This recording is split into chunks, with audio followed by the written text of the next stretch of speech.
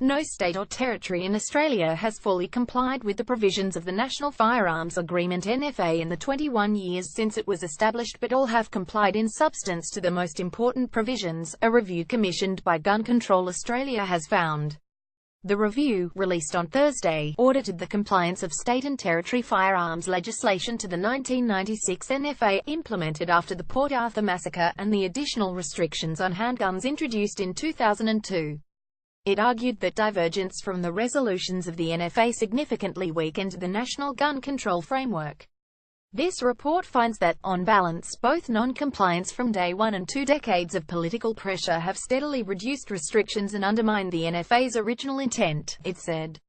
That conclusion is repeated from 3 previous formal reviews, conducted in 1997, 1999 and 2007, which found the spirit and intent of the NFA resolutions had not been fully implemented.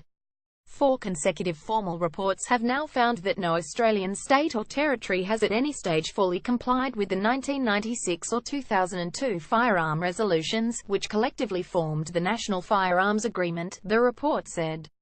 It added that compliance with the most important provisions of the NFA remained substantially intact. The NFA was reviewed last year and the Council of Australian Governments agreed on an updated version in February.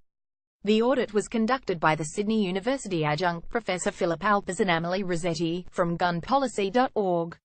It found that despite the requirement in the NFA that firearms licenses not be available to anyone under the age of 18, all Australian jurisdictions allowed children to use firearms in some circumstances, and state age limits varied from 10 to 16. It also found that some provisions, like the requirement for a 28-day cooling-off period for purchasing a new firearm, had been rolled back.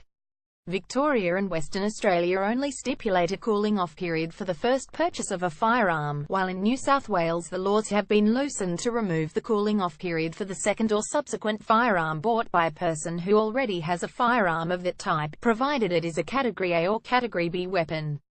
Category A firearms include shotguns, provided they are not pump-action shotguns, air rifles and rimfire rifles.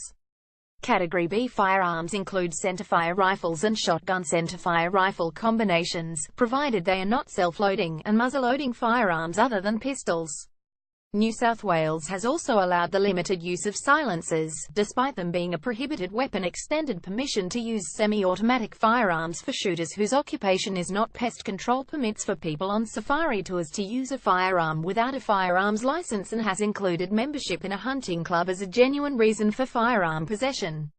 The report said the requirement that a person have a genuine reason and genuine need for both having a firearms license and possessing a particular type of gun, which was the backbone of the 1996 reforms, was generally complied with by all Australian states and territories.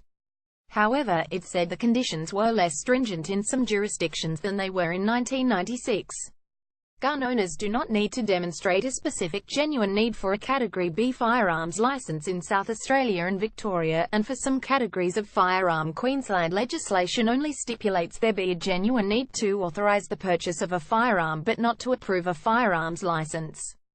WA is the only state to have tightened conditions around access to Category D weapons, which include rifles with a magazine capacity of more than 10 rounds and self-loading, and pump-action shotguns with a magazine capacity of more than 5 rounds.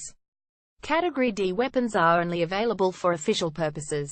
Queensland, SA, Victoria and the Northern Territory all authorise possession of a handgun during the first 6 months of a handgun licence, despite the 2002 handgun rules stipulating graduated access.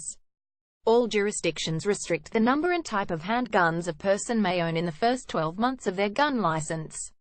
The report said that the examples it cites as exceptions to the NFA resolutions applied only in limited circumstances, but arguably opens the door to further dilution of the national agreement. Attempts to undermine and circumvent the provisions of the NFA are persistent and have often been successful, it said.